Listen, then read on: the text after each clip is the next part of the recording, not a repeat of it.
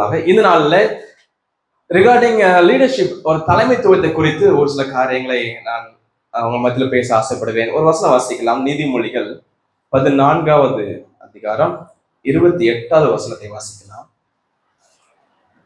ஜன திரட்சி ராஜாவின் மகிமை, ஜன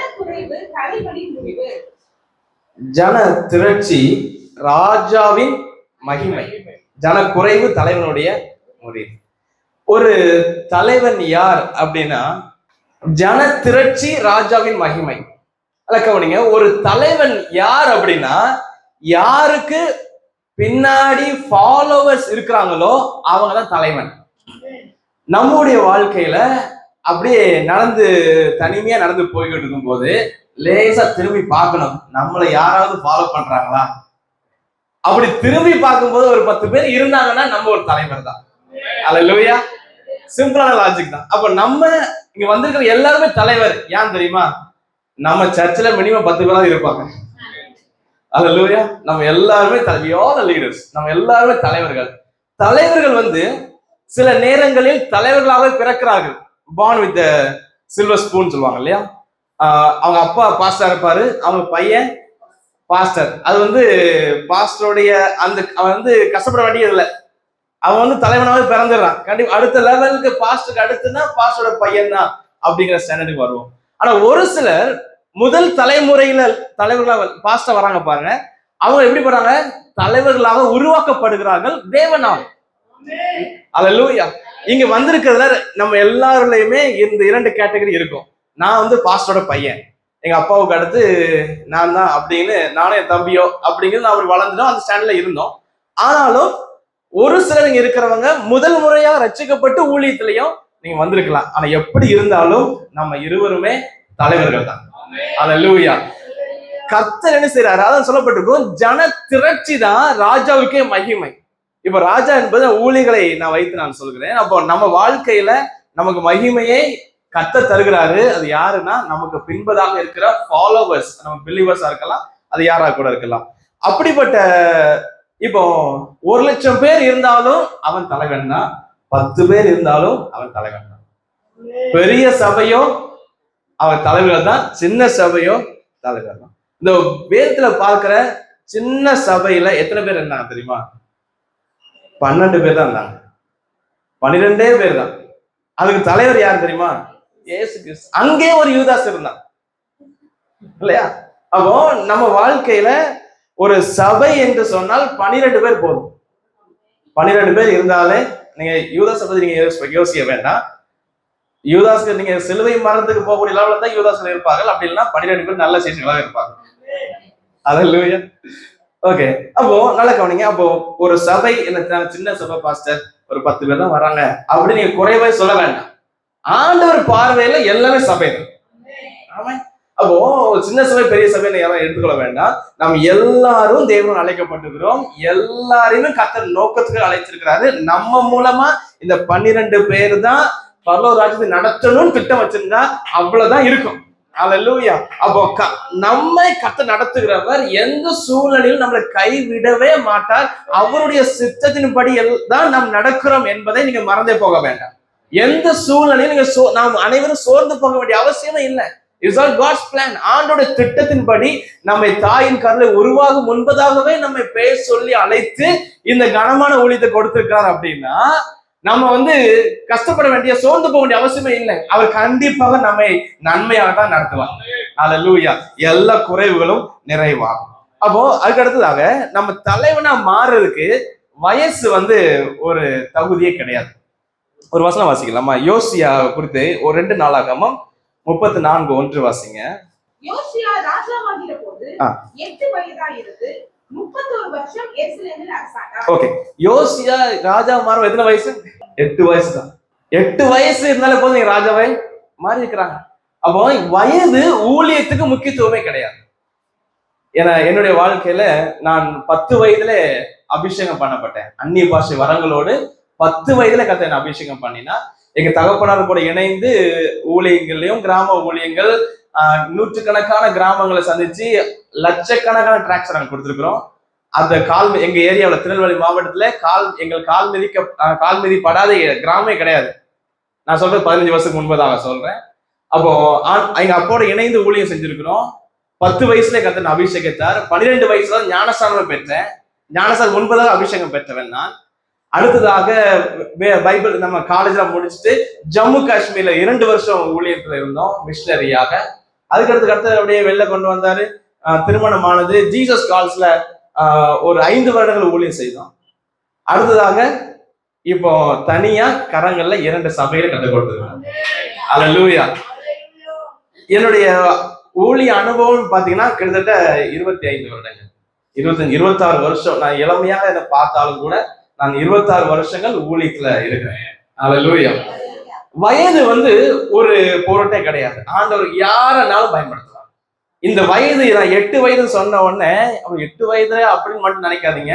இங்க வந்திருக்கிற முதிர் வயதானாலும் பரவாயில்ல, 120 வயது ஆனாலும் பரவாயில்ல, கர்த்தர் பயன்படுத்த வல்லவன். அல்லேலூயா. அந்த இஸ்ரவேல் ஜனங்கள் மத்தியில வாதை வந்திருக்கும் பொழுது ஆரோன் என்ன பண்ணுவான்னா தூப கலசை எடுத்துக்கொண்டு ஓடினான்னு சொல்லப்பட்டிருக்கும். வாதை துவங்கி விட்டதுனே அவன் ஓடும் போது வயசு என்ன தெரியுமா? 85க்கு மேல, 85 வயசுக்கு மேல ஓடி மரித்தவர்களுக்கும் உயிரோடு இருக்கும் நடுவே நின்றான்னு சொல்லப்பட்டிருக்கோம்.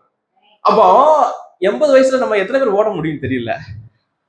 இங்க 80 வயசுல யாருமே 80 வயசு 85 தொடல. பாச சொன்ன மாதிரி ஓடுவோம். அல்லேலூயா.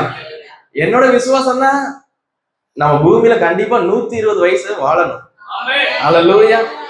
70 பலத்தின் மீது 80 விட்டு சொன்னவனே 120 வயசு வாழ்ந்தான் மோசே இல்லையா? ஆரோன் 123 வயசு வரைக்கும் வாழ்ந்திருக்கிறான். அதே போல நாம் இளமையில் மரிப்பதில்லை. அல்லேலூயா. ஆண்டு வருகை தாமதமானால் 120 வயது வரைக்கும் கண்டிப்பா வாழணும். மினிமம். அதுக்கு மேல கர்த்தர் சித்தம். அல்லேலூயா.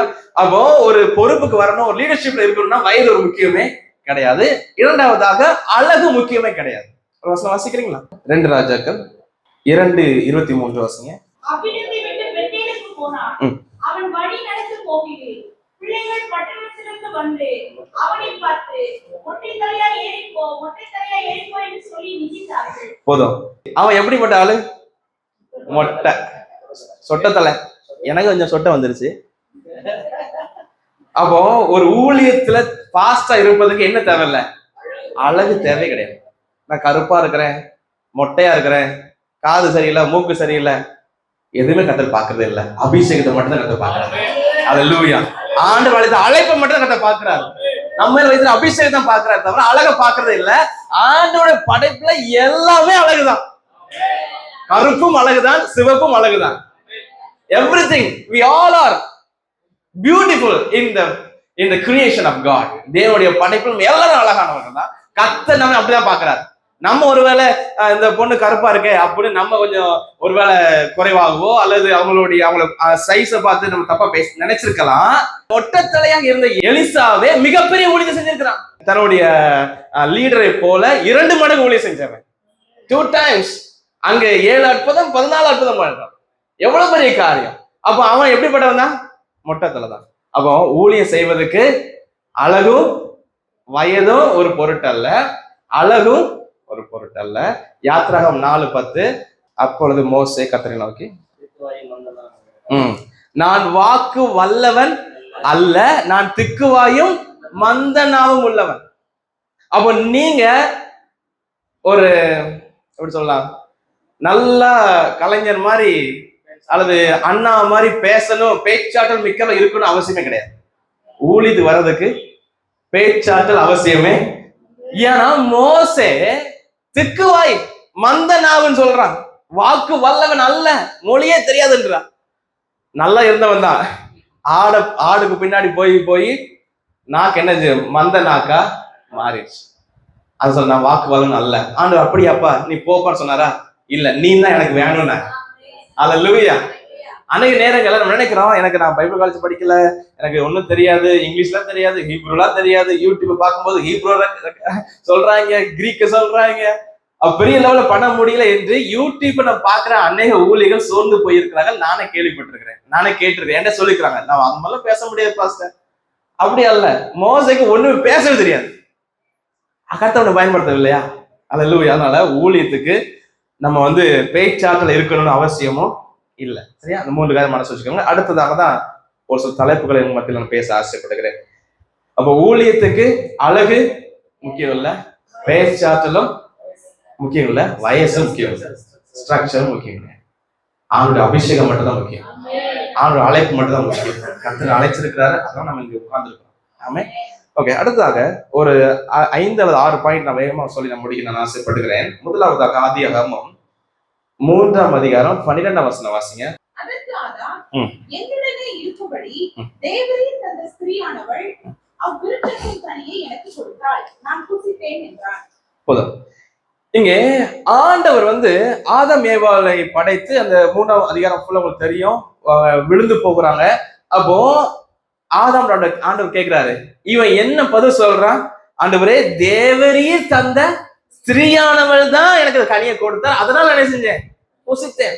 முதல் முறையாக ஆதாமிடம் ஏவாளை உருவாக்கி கொடுக்கும் போது அவன் என்ன சொன்னான்?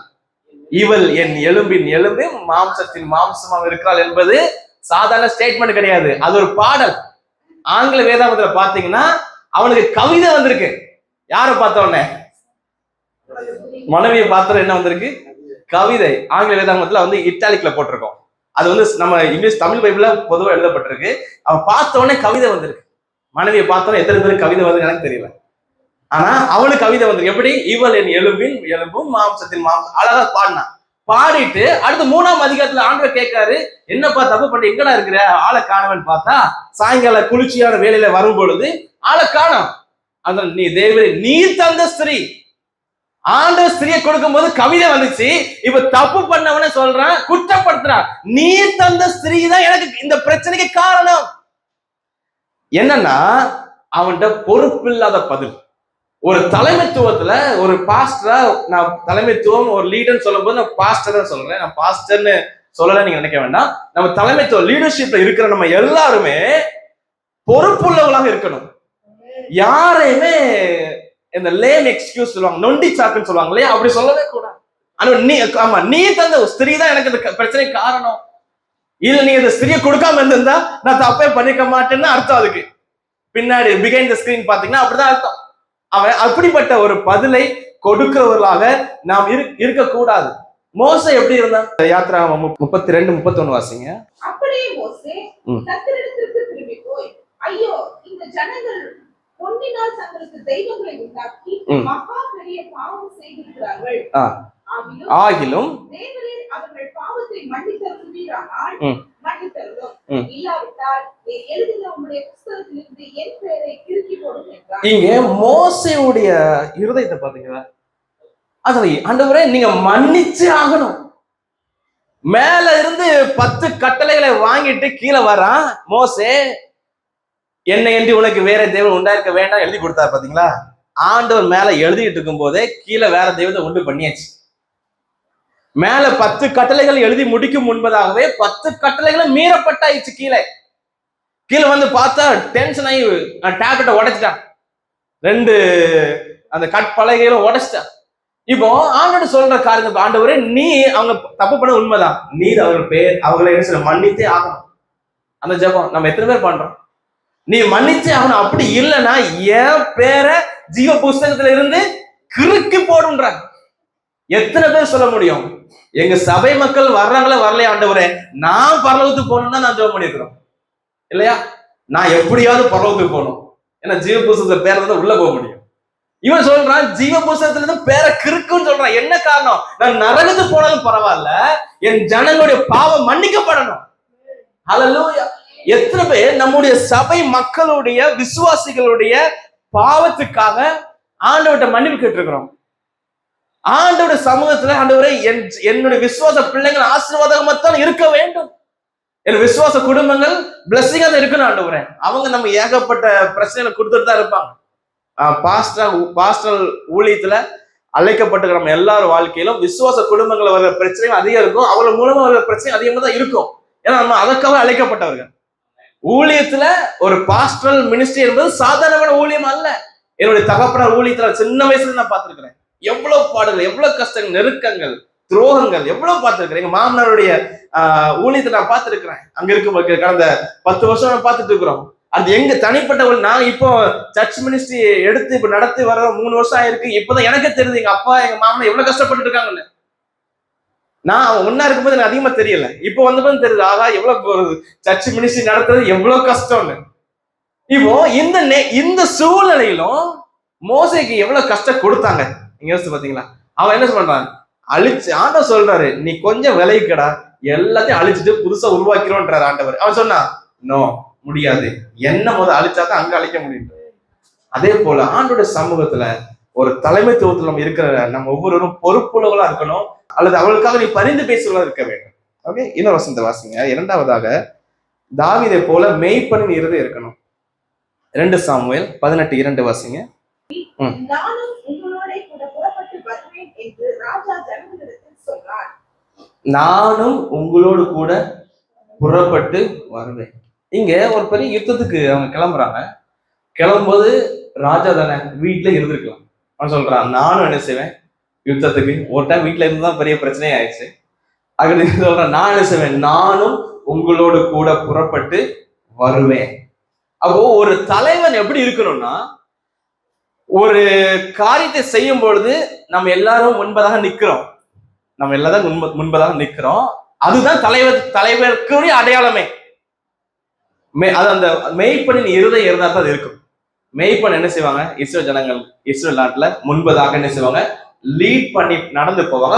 பின்பதாக ஆடுகள்லாம் வரும். அப்போ எந்த ஒரு ப்ரோக்ராம் இருந்தாலும், ஒரு ஃபங்க்ஷனா இருந்தாலும், எந்த ஒரு காரியம் சபையில எந்த ஒரு காரியம் நீங்க செஞ்சாலும் நீங்க போய் செய்யுங்க அப்படின்னு அனுப்பிட்டு வீட்டுல இருக்கிறவன் தலைவனே கிடையாது. ஒரு யுத்தத்துக்கு போகும் பொழுது ராஜா கொலை செய்யப்பட்டல் நடக்கும், அந்த நாடு அழிஞ்சது, முடிஞ்சது வாழ்க்கையே. அப்போ அவ்வளவு பெரிய சிக்கல் நிறைந்த இடத்துலயும் தாவீது என்ன சொல்றான், நான் உங்களோட கூட வருவேன். அது எவ்வளவு பெரிய சிக்கல் தெரியுமா? அது முந்தின அதிகாரத்துல 17:1-2 வாசிங்க. நான் 12,000 பேரை தெரிந்து கொண்டு எழுந்து இன்று ராத்திரி தாவீதை பின்தொடர்ந்து போகட்டும்.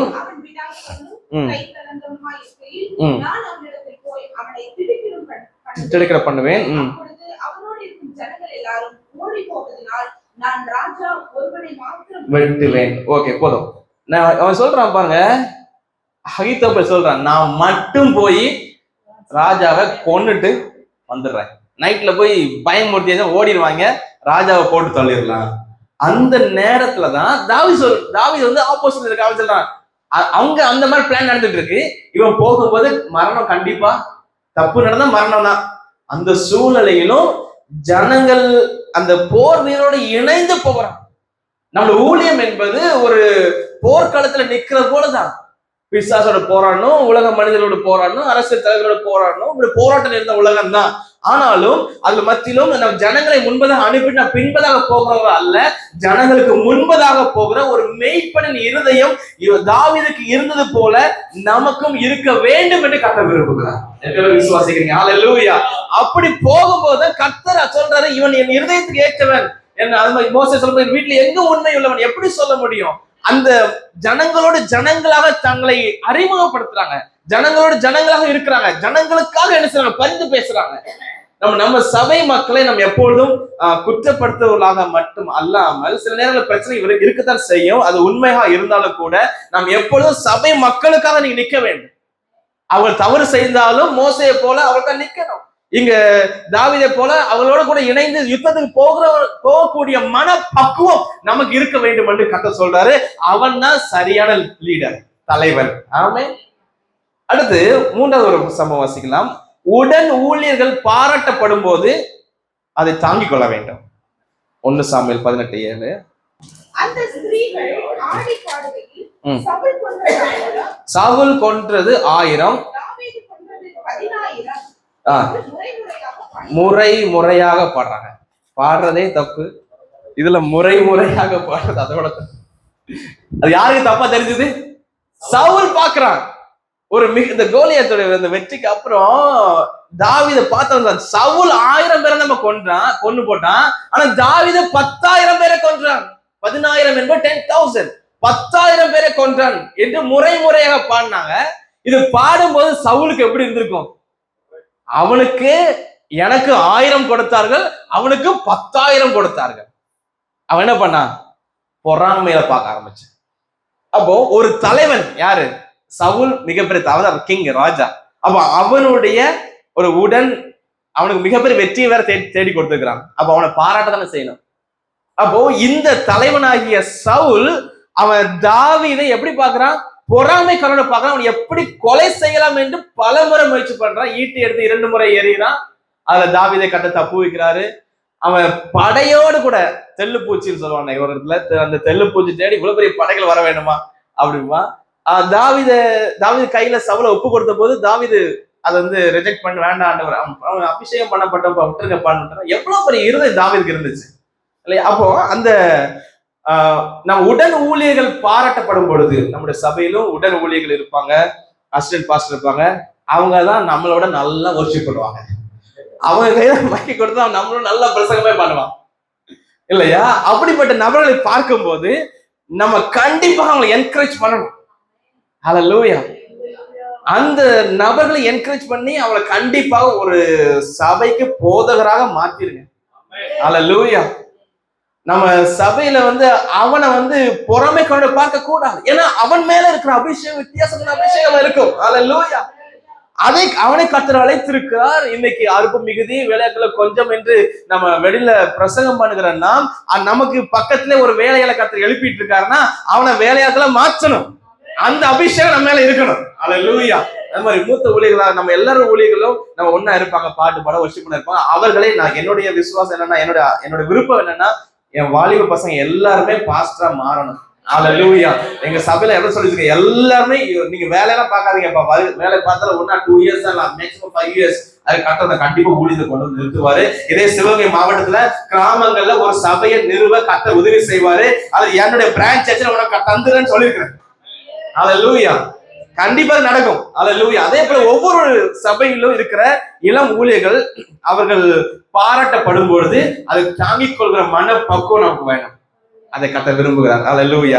அதை வந்து நீங்க கடந்த நாட்கள்ல ஒரு மேபி 2-3 years, மேபி கொரோனாக்கு முன்பதாகவே நான் வந்து மியூசிக் கிளாஸ் நடத்துறோம். 100 பேர் படிச்சாங்க. 100 பேர் படிச்சாங்க மியூசிக் கிளாஸ்ல. மே மாசம் திருநெல்வேலி மாவட்டத்தில் நடத்தும், சுரண்டையில நடத்தும் பொழுது இப்போ அதுல படிச்ச பசங்க என்னோட நல்லா கீபோர்ட் வாசிக்கிறாங்க. என்னோட ஸ்டூடெண்ட்ஸ் தான் என்னோட நல்லா ஸ்டேஜ் பெர்ஃபார்மன்ஸ் பண்ண ப்ரொஃபஷனலா மாறிட்டு இருக்காங்க. அப்போ ஏன்டா சொல்லி கொடுத்தோம் அப்ப நம்ம நினைக்க கூடாது. ஹல்லேலூயா. அவன் என்ன செய்வான், அவன் எவ்வளவு பெரிய உயர்வுல வந்தாலும் ஸ்டீஃபன் ஒரு அண்ணன் சொல்லி கொடுத்தாங்க, அதனாலதான் இந்த உயர்வுக்குன்னு வந்தேன்னு சொல்லுவான் இல்லையா? ஹல்லேலூயா. ஹல்லேலூயா. அப்போ நாம் as a leader, ஒரு தலைவர் எப்படின்னா தலைவர்களை உருவாக்குறவன் தான் தலைவர். Hallelujah. Leader must make leaders. தலைவர்களை உருவாக்குறவர்கள் இருக்க வேண்டும். தலைவர் உருவாக்கி வரும் பொழுது அமைக்க உட்கார வைக்க கூடாது. அப்படி வச்சா அவன் தலைவரே கிடையாது. அப்போ நீங்களும் நானும் தலைவர்களாக இருக்கிறோமா? உடன் ஊழியர்கள் பாராட்டப்படும் பொழுது நீங்க என்ன செய்யணும்? தாங்கிக் கொள்ள வேண்டும், என்கரேஜ் பண்ணணும். அடுத்ததாக யோசுவா வாங்க. யோசுவா 10:24 வேகமா. அவர்களை யோசுவாவிடத்திற்கு கொண்டு வந்த போது யோசுவா இஸ்ரவேல் மனுஷரை எல்லாம் அழைப்பித்து தன்னோட கூட வந்த யுத்த மனுஷரின் அதிபதிகளை நோக்கி, நீங்கள் கிட்ட வந்து உங்கள் கால்களை இந்த ராஜாக்களுடைய கழுத்தின் மேல் வையுங்கள் என்றான். அவர்கள் கிட்ட வந்து தங்கள் கால்களை அவர்கள் கழுத்தின் மேல் வைத்தார்கள். அப்பொழுது யோசுவா அவர்களை நோக்கி, நீங்கள் பயப்படாமலும் கலங்காமலும் பலத்து திடமனதா இருங்கள். நீங்கள் யுத்தம் பண்ணும் உங்கள் சத்துருக்களை எல்லாம் கர்த்தர் இப்படியே செய்வார் என்றார். ஹல்லேலூயா. ஹல்லேலூயா. இங்கே ஒரு பெரிய வெற்றி கிடைச்சிருக்கு.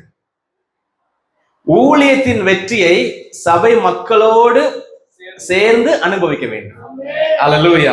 ஒரு பெரிய வெற்றி கிடைச்சிருச்சு. வெற்றி கிடைச்ச உடனே யோசுவா என்ன சொல்றான், எல்லாரும் என்ன செய்யுங்க, லீடர்ஸ் தலைவர் வாங்க, எல்லாரும் வாங்க, யாரும் யுத்தம் பண்ணி வாங்க. வந்து அந்த ராஜா கீழே கிடக்கான், அவன் என்ன செய்ய, கழுத்துல எல்லாம் காலை வை, எல்லாம் என்ன செய்ய, காலை வை. நம்ம என்ன சொல்லுவோம், நான் யோசுவா இருந்தா நான் ஜெபம் பண்ணேன், கர்த்தர் இந்த ராஜாவை என் கையில ஒப்பு கொடுத்தார் அப்படின்னு செல்ஃபா பேசியிருப்பேன். ஆனா யோசுவா அப்படி சொல்லவே இல்லை. நான் சொல்றான், எல்லாரும் வாங்க, இது என்னுடைய வெற்றி அல்ல, நம்ம சபை எல்லாருடைய ஜனங்களுடைய எல்லாருடைய முயற்சியில கிடைச்ச வெற்றி. அதனால நீ என்ன செய்ய, வந்து ராஜாவுடைய கழுத்துல நீ என்ன செய்ய, காலை வையுங்கள். அதே மாதிரி வச்சாங்க பாருங்க, காலை வச்சாங்க. எல்லாரும் காலை மிதிச்சுட்டான். அவன் ஏற்கனவே செத்துட்டான், மிதிச்சே செத்து கொண்டிருப்பாங்க. இப்போ அப்பொழுது யோசுவாவை நோக்கி, நீங்க பயப்படாம கலங்காமல் பலத்தை திடமானுங்க, நீங்கள் யுத்தம் பண்ணும் உங்கள் சத்துருக்களுக்கு எல்லாம் கர்த்தர் இப்படியே செய்வான். ஹல்லேலூயா. ஒரு தலைவன் எப்படி இருக்கணும்னா, ஒரு வெற்றி கிடைச்ச உடனே எல்லாரும் இணைஞ்சு, நம்ம சபை மக்கள் தான் எல்லாம் வித் எவ்ரிஒன் எல்லாருடைய சப்போர்ட்ல இதை செஞ்சோம் அப்படின்னு எல்லாரும் இணைச்சு பேசுகிறவன் தான் தலைவன். நான் செஞ்சேன் அப்படின்னு யாரு சொல்றோமோ, ஒரு பெரிய கன்வென்ஷன் மீட்டிங் நடத்துறீங்க உங்க சர்ச்சில், ஒரு நீங்க 50 பேர் எதிர்பார்த்தீங்க, ஒரு 500 பேர் வந்துட்டாங்க, அப்போ பெரிய வெற்றி, சக்சஸ், கர்த்தர் அற்புதம் நடத்தி கொடுத்தாரு. அப்போ இந்த என்ன செய்யணும்னா, நான் பிளான் பண்ணேன், அப்படி சொல்லாம நம்ம எல்லாம் இணைந்து செஞ்சோம், கர்த்தர் பெரிய காரியம் செய்தார் அப்படி சொல்லத்தக்க மன பக்குவம் நமக்கு வரணும். ஊழியத்தின் வெற்றியை சபை மக்களோடு இணைந்து அனுபவிக்கிறவர் தான் ஒரு தலைவன். ஹல்லேலூயா. இது நான் பேசிக்கொண்டிருக்கும் பொழுதே ஒரு சிலது நமக்குள்ள இல்லை அப்படி நீங்க தெரிஞ்சிருந்துச்சுன்னா, நீங்க என்ன செய்யுங்க, கொஞ்சம் நீங்க மாற்றும்படியா கர்த்தர் பேசுறார். ஹல்லேலூயா. அடுத்ததாக இன்னொரு வசனத்தை நம்ம வாசிக்கலாம். 5வது காரியத்தை சொல்லி நான் முடிக்க போறேன். முடிச்சு என்னுடைய சாட்சி நான் சொல்லி முடிப்பேன். நியாயாதிபதிகள் 7:16. அந்த 300 பேரை 3 படையாக வகுத்து அவர்கள் ஒவ்வொருவரும் கையிலும் ஒரு எக்காலத்தையும் வெறும் பானையையும் அந்த பானைக்குள் வைக்கும் தீவெட்டியையும் கொடுத்து அவர்களை நோக்கி, நான் செய்வதை பார்த்து அப்படியே நீங்களும் செய்யுங்கள். நல்ல கவனிங்க, நான் செய்வதை பார்த்து அப்படியே நீங்களும் செய்யுங்கள். போதும், தொடர்ந்து வாசிங்க பாஸ்டர். இதோ நான் 17 இதோ நான் பாளையத்தின் முன்னணியில் வந்திருக்கும் போது நான் எப்படி செய்கிறேனோ அப்படியே நீங்களும் செய்ய வேண்டும். போதும். இந்த வார்த்தையை கிதியோன் சொல்றான் இல்லையா, இத மாதிரி சபையில நம்ம சொல்ல முடியுமா? நம்ம சொல்லணும். நான் ஜெபிக்கிற மாதிரி நீ ஜெபம் பண்ணு, ஹல்லேலூயா.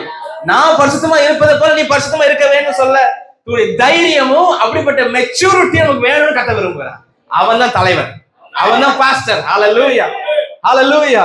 அப்போ நம்ம ஒரு முன்மாதிரியை காட்டுகிறவங்களா இருக்கிறோம். இந்த இடத்துல கிதியோன் சொல்றது போல, நான் என்ன செய்யறனோ அதை பார்த்து செஞ்சாலே போதும்பா, நீ பரலோகம் வந்துடலாம், இந்த பேட்ல ஜெயிச்சிடலாம், இந்த யுத்தத்தை ஜெயத்தோடு முடிக்க முடியும் என்று அவன் சொல்றது போல, நம்முடைய ஊழியத்திலையும் தனிப்பட்ட வாழ்க்கையில சர்ச் சபையில ஒரு தலைவரா இருக்கிற நாம் என்ன பார்த்து செய்யுங்க. யாரு சொன்னா என்ன, என்னை போல இயேசுவை பின்பற்றுங்கள்னு பவுல் மட்டும் சொன்னான், வேற யாருமே சொல்லல. நான் கிறிஸ்துவை பின்பற்றுவது போல என்னை பின்பற்றுங்கள். கர்த்தர் எங்களை பார்க்காதீங்க, கர்த்தரை பாருங்க, எங்களை பார்த்தா நீங்க விழுந்துருவீங்கன்னு சபையில பிரசங்கம் பண்றோம். அப்படி அல்ல. ஹல்லேலூயா. அன்னைக்கருடைய நல்ல கவனிங்க, என்னுடைய ஆவிக்குரிய வாழ்க்கையில் நான் கற்றுக்கொண்ட காரியம், கிறிஸ்துவுக்கு நீங்க உண்மையா இருந்தாலே போதும், வேற எல்லாமே ஆட்டோமேட்டிக்கா நடக்கும். ஹல்லேலூயா. நான் காரைக்குடி வரணும்னு எதிர்பார்க்கவே இல்லை, கர்த்தரே கொண்டு வந்தார். இடம் வாங்கணும்னு எதிர்பார்க்கவே இல்லை, கர்த்தரே இடத்தை வாங்க உதவி செய்தார். எம்டி தான், பணமே கிடையாது, ஆனா கர்த்தர் தேவையெல்லாம் சந்திக்கிறேன். இன்னைக்கு எனக்கு கடந்த டிசம்பர் மாசத்துல 1 லட்சம் ரூபாய் எனக்கு தேவை. நவம்பர்ல எனக்கு ஒரு 3000 ரூபாய் தேவைப்பட்டுச்சு. 3000 3000 இல்லாம படாதபாடுபட்டேன், ரொம்ப கஷ்டமா ஆயிடுச்சு. ஒரு பெங்களூர்ல மீட்டிங் என்னை இன்வைட் பண்ணிக்கிறாங்க, செய்தி கொடுப்பதுக்காக அட்டன் பண்றதுக்கு தான். ஆனா 3 ரூபா வேணும், பெங்களூர் போயிட்டு வரணும். அந்த காசு இல்லாம நான் பயங்கர சோர்ந்து போயிருந்தேன். அந்த காரியத்துக்கு சந்திச்சாரு. அப்ப எனக்கு மனசுல என்ன தெரியுமா இருந்துச்சு, டிசம்பர்ல எனக்கு எப்படியாவது 50-60 ரூபாய் செலவாகுமே, என்ன பண்ண போறோம், இந்த 3 ரூபாயை புரட்ட முடியல நம்மளால, நம்ம ஊழியத்துல என்னத்தை சாதிக்க போறோம் அப்படின்னு எனக்கு சோர்வு நவம்பர் மாசம் இருந்தது. லாஸ்ட் நவம்பர் சொல்றேன். ஆனா டிசம்பர்ல 1.25 லட்சம் ரூபாய் செலவாயிருக்கு. அந்த 1.25 லட்சத்துக்கு அதை சந்திச்சேன். ஹல்லேலூயா. மிராக்கிளஸ், அற்புதம். அது சொல்ல முடியாது. அந்த ஃபைனல் இந்த வெற்றியூர்ல பாஸ்டர் தெரியும், வெற்றியூர்ல ஒரு வழக்கம் போல் நடத்துவோம் ஒரு மீட்டிங்ல. கிட்டத்தட்ட 350 பேர் அதை சாப்பாடு சாப்பிட்டாங்க. கிராமத்து மக்கள் இன்வைட்டட் எவ்ரிஒன், எல்லாத்தையும் இன்வைட் பண்ணியிருந்தோம், சாப்பிட்டாங்க. கடைசியில ஒரு 10,000 ரூபாய் எனக்கு ஷார்ட் ஆச்சு. 10,000 மீட்டிங் முடிஞ்சிருச்சு, எல்லாம் சாப்பிட்டு இருக்காங்க. இப்போ கொட்டகைக்கும் அந்த ஸ்பீக்கருக்கும் ஆடியோக்கும் நான் கொடுக்கணும், கொஞ்சம் அட்வான்ஸ் கொடுத்துருக்கணும். 14,000 ரூபாய் நான் கொடுக்கணும், கையில காசே இல்லை. நான் என்ன நினைச்சிட்டு இருக்கேன்னா, சரி ரைட்டு முடியட்டு பார்ப்போம் அப்படின்னு நினைச்சிட்டு இருந்தேன். புதுக்கோட்டையில இருந்து ஒருத்தர் ஒரு குடும்பம் அவங்க மனைவி மட்டும் டிராப் பண்ணிட்டு அவர் போனார் புதுக்கோட்டையில. அவர் அவங்க வாட்ஸ்அப்ல பார்த்து வந்தவங்க தான், அவங்க ரசிக்கப்பட்டவங்க கிடையாது. சீக்கிரட்டா செட்டியாஸ் ஃபேமிலி சீக்கிரட்டா இயேசுவை பின்பற்றுறாங்க நினைக்கிறேன். அப்போ எப்பமா எனக்கு ப்ரேயர் ரெக்வஸ்ட் ஜெபம் பண்ண சொல்லுவாங்க, நான் ஃபோனில் ஜெபம் பண்ணிக்கிறேன். வாட்ஸ்அப்பில் அனுப்பி வச்சேன் ஃபோட்டோ மட்டும், அந்த ஃப்ளையர் மட்டும். அவங்க வந்துட்டு 5000 செக் கொடுத்து போனாங்க. ஹல்லேலூயா. நான் எதிர்பார்க்கவே இல்லை. அதே மாதிரி சிங்கப்பூர்ல ஒரு ஃபேமிலி வந்திருந்தாங்க. சிங்கப்பூர்ல இருந்து அந்த மாதிரி என்ன செக்கா இருக்கு, காசா இருந்தா நல்லா இருக்குமே அப்படின்னு ஒரு சின்ன யோசனை வருது. முடியும் போது சிங்கப்பூர்ல ஒரு பிரதர் சிஸ்டர் வந்தாங்க. அவங்க 5000 கேஷா கொடுத்துருப்பாங்க. அந்த ஸ்பாட்ல 10,000 கலெக்ட் ஆயிடுச்சு. நான் அங்க கொஞ்சம் கொஞ்சம் வண்டி டியூ கிட்ட இருக்கிற ஐயாயிரம் வச்சிருந்தோம், எல்லாம் சேர்த்து போட்டு அன்னைக்கு கர்த்தர் அற்புதமா கொடுத்து முடிச்சுட்டு கடனே இல்லாம நாங்க வெளியில வர உதவி செய்வோம். ஹல்லேலூயா. அற்புதமான கர்த்தர். அவர் நம்பிக்கை ஜனம் ஒருபோதும் வெட்கப்பட்டு போவதே இல்லை. ஹல்லேலூயா. அவர் நான் இதெல்லாம் சொல்ல வேண்டிய அவசியம் இல்லை.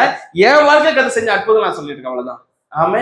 அவர் அழைச்சிட்டாருன்னா நீங்க எதை பத்தி கவலைப்பட வேண்டிய அவசியம் இல்லை. ஹல்லேலூயா. அடுத்து இந்த 5 காரியம் உங்களுக்கு சொல்லி முடிச்சுட்டேன். வேகமா என்னுடைய சின்ன சாட்சி மட்டும் சொல்லிட்டு ஒரு 5 to 7 minutes முடிக்க நான் ஆசைப்படுகிறேன். நான் வந்து ஊழியத்துல காரைக்குடி வந்த புதுசுல நடந்த சம்பவங்கள் நான் வேகமா சொல்லி முடிச்சிடறேன். ஏன்னா இது வந்து நான் எங்கேயுமே சொன்னதில்லை, நம்ம மத்தியில சொன்னதில்லை, சபையில பேசியிருக்கிறேன். ஏன்னா என்னுடைய ஆரம்ப கால ஊழியர்கள் தெரியாது இல்லையா, அதனால நான் வந்து சுரண்டையில இருந்து எனக்கு டிரான்ஸ்ஃபர் டு காரைக்குடி கொடுத்தாங்க. ஜீசஸ் கால்ஸ்ல ஏசு அழைக்கிறாருல நான் மேனேஜரா இருக்கும் பொழுது அங்கே அக்கௌண்டா இருந்தேன். இங்க ஒரு இன்சார்ஜ் எங்க தானே காரியத்தை கொடுத்து எனக்கு அனுப்புறாங்க. அனுப்பும் பொழுது 3 சாய்ஸ் கொடுத்தாங்க. ஒன்று Kovilpatti, Sivakasi, Karaikudi.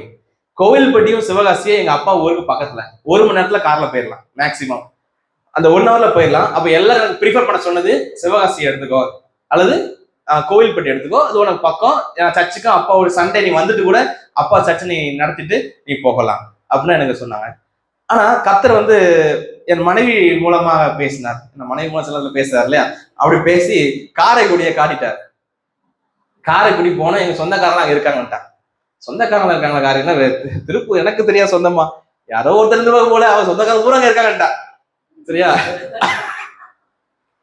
Okay, just for fun. Okay, கர்த்தர் வந்து அவங்க உள்ளத்துல பேசினாரு. அவங்க சொன்னாங்க ஏன் காரைக்குடி சூஸ் பண்ணக்கூடாது, ஜெபம் பண்ணோம், ப்ரே பண்ணோம். ஜீசஸ் காசு இருக்கும்போது சரி காரைக்குடி போகணும்னு என்னுடைய உள்ளத்துல அந்த இன்ஸ்பிரேஷன் கொடுத்தாரு. ஓகே, சமாதானமா இருந்துச்சு.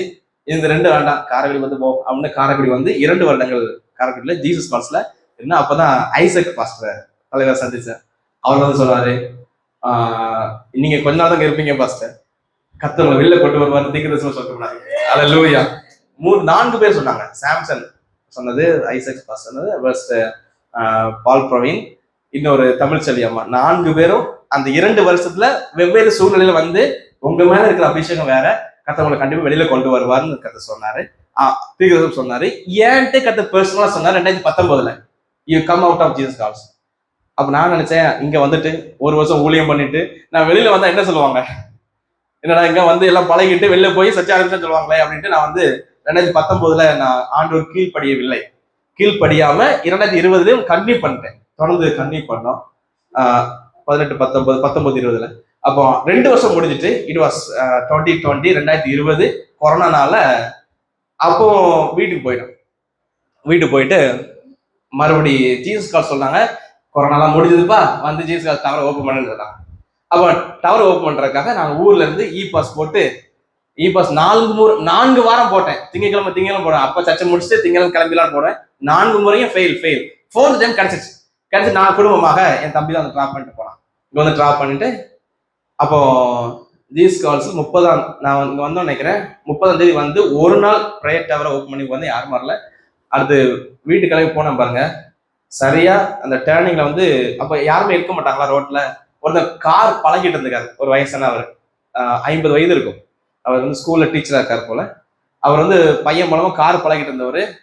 நான் பைக்ல வந்து அவன் ஒரு டேர்னிங்ல சரியான ஸ்பீடு வந்து ஒரே அடிச்சு குறுக்குல அடிபட்டு 1 மாதம் பெட் ரெஸ்ட்ல இருக்கேன். 1 மாசம் 1 மந்த் எலும்பவே கூடாது, சாப்பிட வேணா எழுதுக்கலாம், ரெஸ்ட் போய்க்கலாம், வந்து உடனே படுத்துடணும். அப்படின்னா அந்த பேக் போன் ஸ்பைனல் அடிபட்டுருச்சு. 4th disc and 5th disc compress ஆயிருக்கும். அப்போ எனக்கு படுத்திருக்கும் பொழுது பழைய டைரி எடுத்து, ஏன்னா டைரி எழுத பழக்கம் உண்டு, என் டைரி எடுத்து பார்த்துட்டு இருக்கும்போது அதுல கர்த்தர் 2019 பேசியிருந்தார் இல்லையா, நீ வெளில வான்னு சொன்னார்ல, காரைக்குடி தான் உன்னுடைய ஊழிய களம். நான் வந்து அடிப்பட்டதுனால ஊருக்கு திருநெல்வேலிக்கு நான் போயிட்டேன்.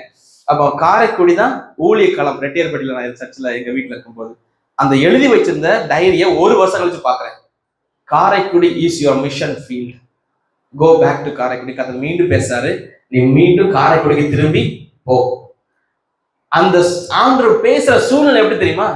நான் அடிபட்டதுனால எனக்கு பதில் ஒரு மேனேஜர் அங்க வேற மேனேஜர் பிளேஸ் பண்ணிட்டாங்க, எனக்கே தெரியாது. அப்போ அவன் எனக்கு ஃபோன் பண்ணி சொன்னாங்க, நீ ரிசைன் பண்ணிட்டாங்க. நானும் ரிசைன் பண்ணிட்டேன். I resign. It is kind of இது இஸ் காட்ஸ் பிளான். ஆண்டவர் சொன்னாரு, அதே மாதிரி அவனும் ரிசைன் பண்ண சொன்னா. உடனே நான் எதுவுமே கேட்கல, உடனே ரிசைன் பண்ணேன். எந்த ஒரு எங்க அப்பாலாம் சொன்னாங்க, அப்பா அரசியல்வாதி ரசிக்கப்பட்டு பாஸ் ஆயிருக்காரு. அவர் சொன்னாரு, இந்த கொரோனா டைம் உன்னை எப்படி ரிசைன் பண்ண சொல்லலாம், நீ ரிசைன் பண்ணாத பாத்துக்கலாம். எங்க அப்பா சொன்னேன், அப்பா ஆண்டவர் பேசிட்டாரு, இதுதான் கரெக்ட் டைம். நான் போன வருஷம் வெளில வந்திருக்கணும், ஆண்டவர் சொல்லியிருந்தாலும் இந்த விபத்து எனக்கு வந்திருக்காது. நான் டிஸ்ஒபே ஆனா எனக்கு விபத்து. நான் எங்க அப்பா தெளிவா சொன்னேன், நான் எங்க அப்பா எடுத்து பேசுனதே கிடையாது, இன்னை வரைக்கும் பேசுறதே கிடையாது. அந்த ஒரு டைம் நான் ஸ்ட்ராங்கா சொன்னேன், அப்பா ஐ கேனாட் டூ தட், நான் ரிசைன் பண்ண போறேன், உன்னோட விருப்பம்ட்டாரு. உடனே அடுத்த நிமிஷம் மெயில் அனுப்பினேன். அடுத்து அவங்களும் அக்செப்ட் அனுப்பிட்டாங்க. வேற வேலை இல்லை, கையில காசு இல்லை, அடிப்பட்ட சூழ்நிலை, நடக்கவும் முடியாது. இந்த சூழ்நிலை கத்த சொன்னாரு, மீண்டும் காரைக்குடிக்கு போட சொன்னாரு. அப்போ என்ன பண்ண போறோம் தெரியலன்னு அங்கே ஜெபித்து கொடுத்தோம். 3 மாசம் வீட்டுல இருந்தோம். 3 மாதங்கள் கழித்து மீண்டும் காரைக்குடிக்கு ஒரு சூழ்நிலையில நான் வந்தோம். சரி போயிடும், வேற வழி இல்லை, ஆண்டோ சொன்னதுதான் அப்படின்ட்டு பஸ் போட்டு நானும் வந்தேன். அப்பொழுது என்னுடைய கரங்கள்ல இருந்த ரூபா எங்க அப்பாவுக்கு கொஞ்சம் கஷ்டம். எங்க அப்பாவுக்கு வந்து என்னை அனுப்புறதை பிடிக்கல. நான் பையன் அடிபட்டு இருக்கான், இவனை எப்படி தனியா அனுப்புறது, அவ்வளவு தூரம் அவனுக்கு ஜாபும் இல்லை. ஜாப்ல 20,000 சம்பளம் வரும், அழகா லைஃப்ல ரன் பண்ணிடலாம். இப்போ ஜாப்ல எப்படி அவன் பண்ண வந்து எங்க அப்பாவுக்கும் கொஞ்சம் விருப்பம் இல்லாம இருந்துச்சு. வந்த இடத்துல என்னாச்சுன்னா, என் கையில வெறும் 500 ரூபா தான் இருந்துச்சு. வெறும் 500 rupees என் கையில இருந்துச்சு. எதுக்கு நான் சொல்றேன்னா, உங்களுக்கு உற்சாகப்படுத்தபடியே சொல்றேன், கர்த்தர் எப்படி நடத்துறாரு. வெறும் 500 ரூபா என் ஒய்ஃபோட கையில, அவங்க அப்பா ஒரு 500 கொடுத்தாரு, வெறும் 500. அப்ப என்னோட இன்வெஸ்ட்மெண்ட் இந்த கிங்டம் ஆஃப் காட், தேவ ராஜ்யத்துல என்னோட இன்வெஸ்ட்மெண்ட் 1000 ரூபா மட்டும்தான். ஆனா எப்போ எல்லாரோடும் கைவிடப்பட்ட சூழ்நிலையில இயேசு மட்டும்தான் அப்படின்னு வந்த போது நடந்த சம்பவத்தோட வேகமா சொல்லிடுறேன்.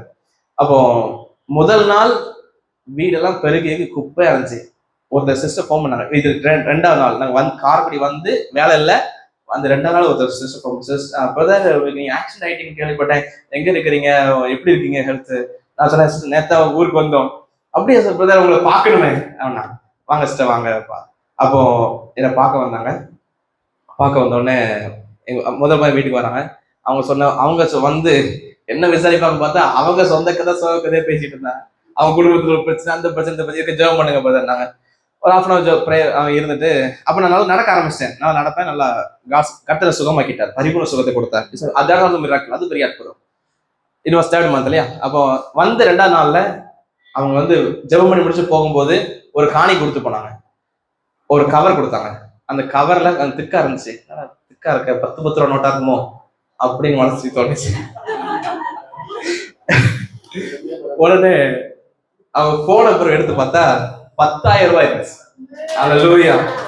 அதுலதான் என்னுடைய முதல் மாத ரெண்ட் நாங்க கொடுத்தோம். அந்த மாசம் ரெண்ட் கொடுத்துட்டு மீதி 20 ரூபாய்க்கு அரிசி பருப்புலாம் வாங்கிட்டு நாங்க ஊழியத்தை ஆரம்பிச்சோம். ஆண்டவர் லாக் பண்ணார் எல்லா பக்கமும். நீ என்னைக்கு என்ன மட்டும் நோக்கி பாக்குறியோ அப்பதான் உனக்கு ஆசீர்வாதம்.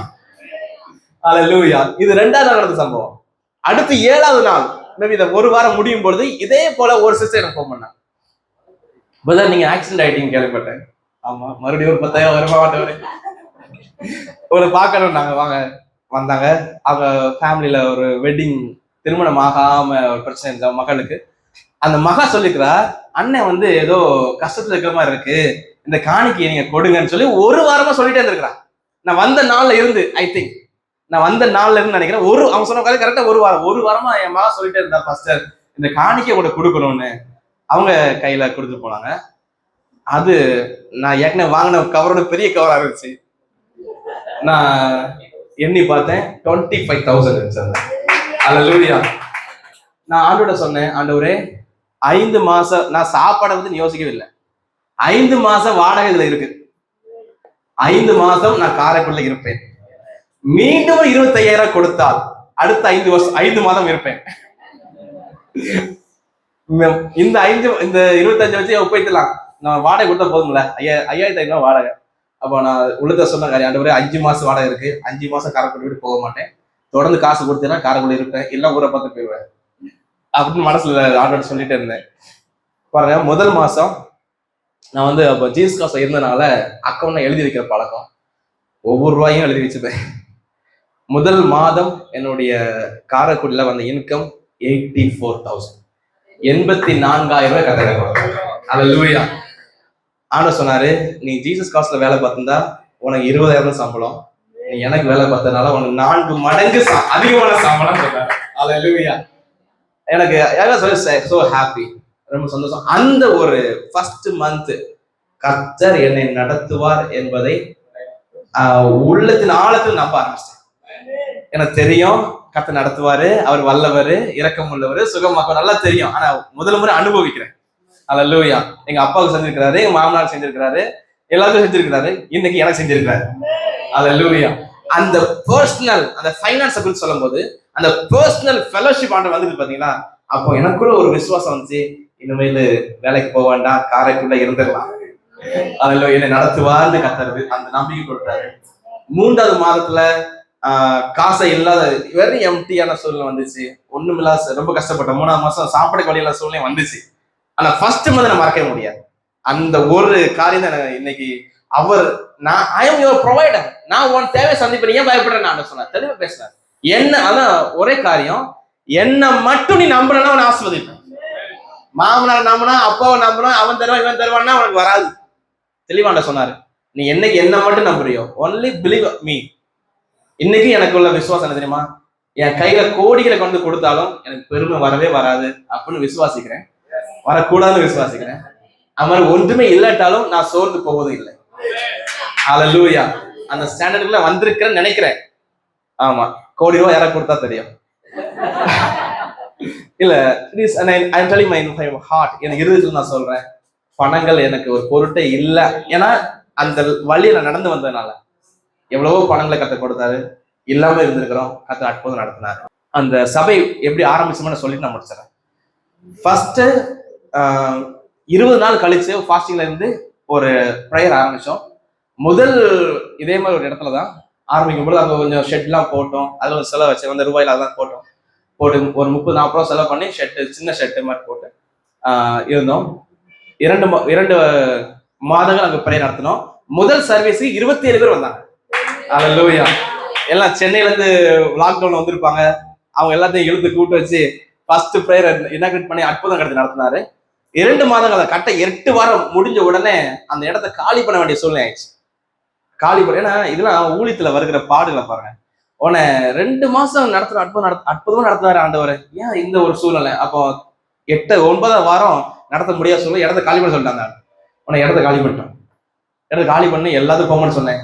சிஸ்டர், பிரதர், நாளைக்கு வராதிங்க, நாளைக்கு ஆராதனை கிடையாது, சனிக்கிழமை போக மாட்டேன். ஏன் பிரதர் கிடையாது?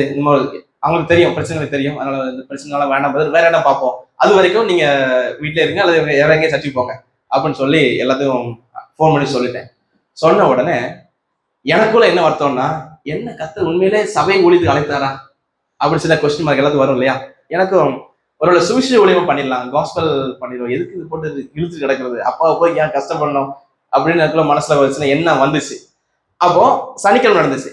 ஞாயிற்றுக்கிழமையில நான் ஃபோன் பண்ணி சொன்ன பார்த்தீங்கன்னா, வெற்றியூர்ல ஒரு அம்மா வருவாங்க, ஒரு ஃபேமிலி வருவாங்க. அவங்க சொன்னாங்க, பாஸ்டர் நீங்க நாளைக்கு எங்களை பார்க்க இங்க வந்துருங்களேன் அப்படின்னு வெற்றியூருக்கு என்ன கூப்பிட்டாங்க. 35 கிலோமீட்டர் காரைக்குடில இருந்து, காளையர் கோயில் பக்கம். உடனே சரிம்மா நான் வந்துடுறேன் அப்படின்ட்டு காலைல குளிச்சு கிளம்பி, எங்க சர்ச்சுக்கு போக எனக்கு விருப்பம் இல்லை, உடனே வெற்றியூர் போனேன். பாருங்க, வெற்றியூர்ல அந்த பாட்டி அம்மா ஒரு 15 பேர் கூட்டு வச்சிருந்தாங்க. அல்லேலூயா. பாஸ்டர் இது சண்டே ஆராதனை எப்படி நடத்துவீங்களோ அப்படி நடத்துங்கன்னு கர்த்தர் அங்க ஒரு 15 பேர் ஆயத்தம் பண்ணி வச்சிருந்தாரு. அல்லேலூயா. எல்லாம் வயசான பாட்டியா மக்கள் தான். அந்த இடத்துல அந்த தாயாருடைய ஜெபம் 40 வருஷமா ஜெபம் பண்றேன் பாஸ்டர், எங்க ஊர்ல ஒரு சபை வரணும்னு, நீங்க நடத்துங்க பாஸ்டர். அல்லேலூயா. அங்க ஒரு சபை அடைக்கப்பட்டுச்சு, கர்த்தர் இங்க ஒரு வழியை திறந்தார். அடுத்த வாரமே கர்த்தர் திறந்தார். அல்லேலூயா. எங்க வாசல் அடைக்கப்படுகிறதோ இன்னும் அன்னைக்கு ஆயிரக்கணக்கான வாசல்கள் கர்த்தர் நமக்கு திறக்க அவர் வல்லமை உள்ளவரா இருக்கார்.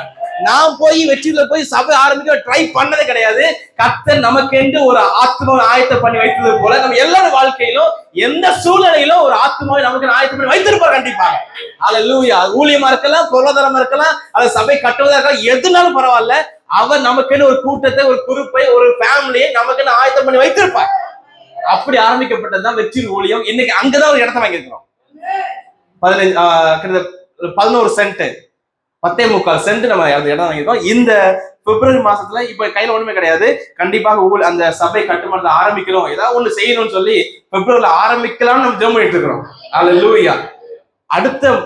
அடுத்த மாதம் நாங்க பழைய வீட்டை மாத்தினோம், புது வீட்டுக்கு ஒரு இடத்துக்கு வந்தோம். அந்த வீட்டை கட்டப்போ ஒரு கொடுத்தா இப்ப இருக்கிற வீடு பாஸ்ட்லாம் வந்திருக்கீங்க, நீங்க எல்லாம் வந்திருக்கீங்க. அந்த இடத்துலயும் ஆரம்பிச்சோம். அங்கேயும் கிட்டத்தட்ட 3 வருஷம் முடிஞ்சிருச்சு. ஒரு 10 இருந்து 15 பேருக்குள்ள வாரம் வந்து கர்த்தரை ஆராதிக்கிறாங்க. 2 ஆலயத்தை ஸ்தாபிக்கும்படியே கர்த்தர் பேசிட்டார். அவர் சொல்லுவார் அல்லேலூயா. பாத்தீங்களா, ஒன்றுமில்லாத இருந்த எண்ணெய், காரக்குடிய வேண்டான்னு இருந்த எண்ணெய், ஆக்சிடென்ட் ஆகி காசு இல்லாம ஒண்ணு இல்லாம குப்பையில இருந்த எண்ணெய் கர்த்தர் எப்படி உயர்த்தினாரோ அதே போல நம்ம எல்லாரையும் உயர்த்த அவர் அவனை ஒருபோது கைவிடவே மாட்டார்.